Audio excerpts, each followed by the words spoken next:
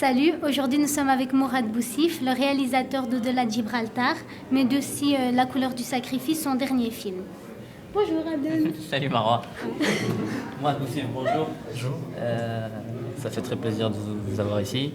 J'ai eu la chance de voir donc La couleur du sacrifice. C'est un film qui m'a beaucoup marqué et j'ai une question à vous poser, c'est pourquoi avoir sorti ce film? Pourquoi avoir sorti ce film et pourquoi ce sujet quoi? Tout simplement parce que, comme beaucoup de personnes, à un moment donné, j'ai appris l'histoire, le parcours de ces hommes, donc de ces tirailleurs africains et asiatiques aussi. Donc de ces hommes qu'on a été chercher, souvent contre leur gré, donc souvent enrôlés de force, voilà, pour venir combattre ici sur le sol européen, notamment en Belgique, dans une guerre qui à la base n'était pas la leur, et dans des conditions assez terribles, assez tragiques. Donc à un moment donné, avec d'autres personnes, on s'était dit qu'il fallait faire quelque chose. C'est un travail dur, c'est un travail long, Qu'est-ce que vous a apporté tout ce travail? C'est un travail qui a duré plusieurs années. Plusieurs années parce que malheureusement, on s'est vite rendu compte qu'il n'y avait pas grand-chose sur ce sujet. Donc il a fallu faire beaucoup de recherches, de repérages un peu partout en Europe, en Afrique, pour trouver des précisions historiques, notamment des témoignages. Et parce que les ouvrages spécialisés, donc les livres d'histoire, n'en parlent pas. On a un petit peu occulté, on a enlevé un petit peu cette partie de l'histoire. Et donc il a fallu vraiment plusieurs années d'acharnement, de persévérance pour pouvoir arriver à ce film. Donc on arrive un petit peu fatigué, mais en tout cas très très content de pouvoir le présenter au grand public.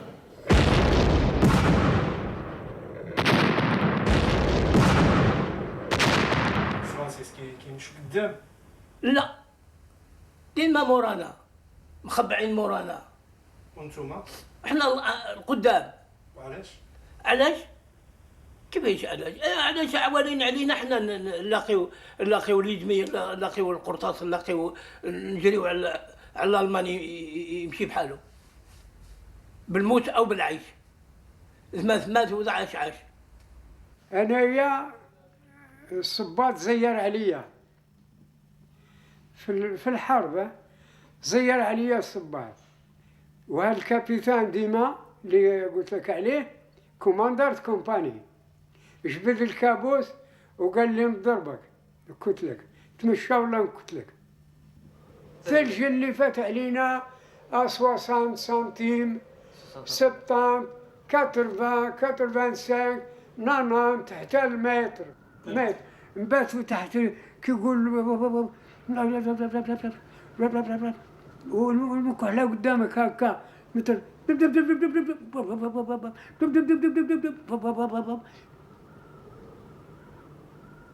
Puis ce qui avait de terrible surtout, c'est quand les obus qui les atteignaient, ou plutôt les balles, étaient des balles amies. On a eu l'armée américaine qui s'est trompée de cible et qui nous a vraiment tué je ne sais combien de personnes, qui nous a vraiment raflé tout un hôpital. Les bombes venaient de tout. Il y a eu beaucoup de morts et c'était une erreur de tir américaine. Alors mes blessés, c'était des tirailleurs marocains. C'était des types formidables. Ça a été des combattants extraordinaires. Nous, on avait une admiration pour nos Marocains, de l'affection même d'ailleurs, de l'affection. On les aimait, ils nous appelaient Madame Croix-Rouge.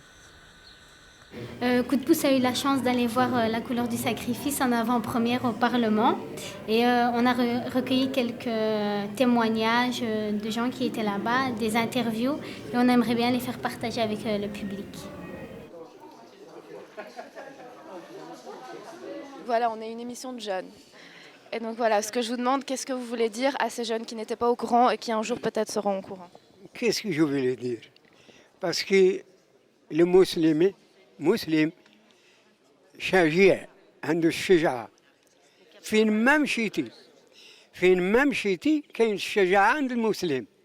Donc en fait, monsieur, devant la caméra, quand on l'a interviewé avec Jaïda ici présente, il nous a parlé de la guerre et de la manière dont la guerre s'est passée. Et c'est un officier. Et apparemment, ce qui l'a le plus marqué, c'était son combat qu'il a dû faire en Italie durant 45 km de long. Ils se sont battus. Il a vu, ce qu'il nous disait, c'est qu'il avait vu ses amis mourir. Ami par ami, il a vu tout le monde mourir, l'un à côté de l'autre, tout le monde s'effondrer. Et justement, ça l'a attristé. Et d'ailleurs, ça l'émeut encore. Il en pleure comme si c'était hier. Et sa conclusion, en fait, en gros, l'idée principale de ce qu'il a voulu avancer, c'était surtout la paix, la communion et l'entraide. Et pour lui, il compare la paix à un arbre généalogique, en tout cas un arbre avec des racines, où toutes les feuilles se ressemblent mais sont différentes. Et justement, c'est ça qu'il voudrait, qu'on soit comme un arbre avec plusieurs feuilles de couleurs différentes, qui ne se ressemblent forcément pas, mais qui soient attachées par les mêmes racines et par les mêmes valeurs. Quand vous étiez arrivé, j'étais contente, je me disais, voilà au moins un public jeune. Parmi tous les croulants que nous sommes, c'est bien que des jeunes des écoles viennent assister au film. Parce que je me disais que c'était un message aux jeunes. Nous autres, on connaît l'histoire. Enfin, moi, j'ai été prof 33 ans. Je travaille maintenant pour les enseignants et j'essaye de développer des projets d'éducation à la paix. Et quel serait selon vous le rôle des jeunes dans tout ça? D'abord, avoir la possibilité de voir le DVD dans une relation personnelle avec l'enseignant et de replacer tout ça dans un contexte historique. Alors moi, ce que j'ai beaucoup aimé dans ce film, c'est que malgré la douleur qui a été vécue par les soldats africains, il y a un des soldats qui dit finalement, j'aime la France. Et ce n'est pas moi qui n'aime pas la France, mais c'est la France qui ne m'aime pas. Et je trouve que c'est vraiment très très fort parce que finalement, au travers de toutes les douleurs, on peut rester positif et constructif. Et c'est vraiment le message que j'ai envie de donner, quelles que soient les difficultés qu'on traverse, essayer de garder l'espoir. Et c'est un petit peu ce que ces personnes nous donnent. Ce sont des soldats qui aujourd'hui ont 80 ans et ce sont eux qui nous donnent l'espoir. Et moi, je suis ravie de ça. On parle beaucoup donc de ces jeunes qui essaient de trouver leur place dans la société. Quel rapport tu fais avec les tirailleurs marocains et par rapport à cette guerre? On a beaucoup parlé de... Quand nous on était en train de tourner, on était en France, donc en novembre 2005, donc au moment où a eu lieu donc, ces révoltes urbaines un peu partout en France.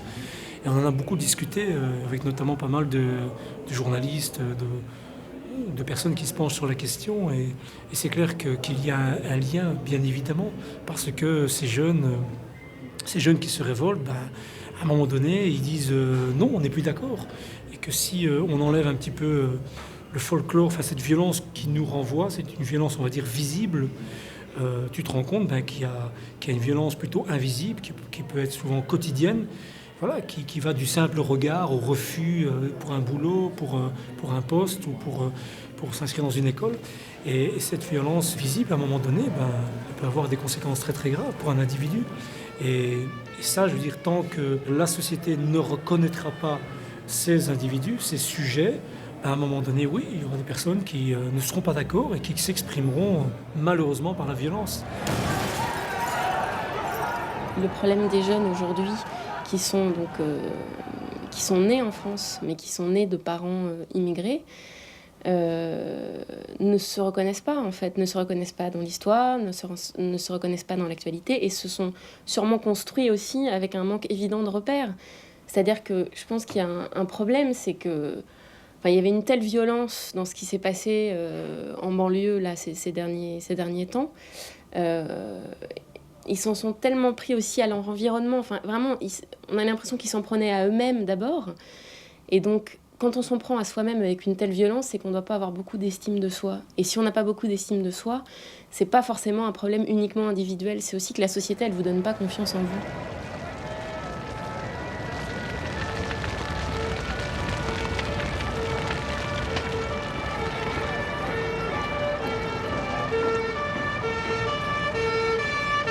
La reconnaissance de ces individus, c'est bien évidemment aussi l'histoire des parents et des grands-parents. Et donc, par conséquent, de l'apport, entre autres, de ces grands-parents qui sont venus se sacrifier il y a 60 ans au prix de lourds sacrifices. أنا كنبغي فرنسا والله كنبغي فرنسا أنا إلا كليت معهم الخبز وتربيت معهم وكبرت معهم ودرت معهم الحرب ودرت إلا جي نتفكر الفرنسيين اللي كانوا معايا في الحرب راه واحد الكترة وتشانسنا بالفرنسي، تشانسنا بكل شيء، وكنبغيوهم، ولكن هما ما كيبغيوناش، ما كيشوفوش فينا بعينيهم، كيعطيونا دارهم. حنا ماشي كنسعوهم، حنا كنطلبوا حقنا، ماشي كنقول لهم عطيونا في سبيل الله، حنا كنطلبوا حقنا، حقنا كنطلبوه. كنعياو نتكلموا، كنعياو وي.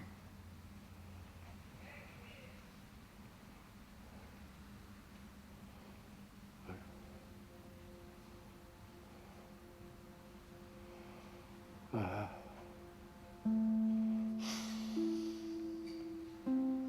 حول ولا قوة إلا بالله.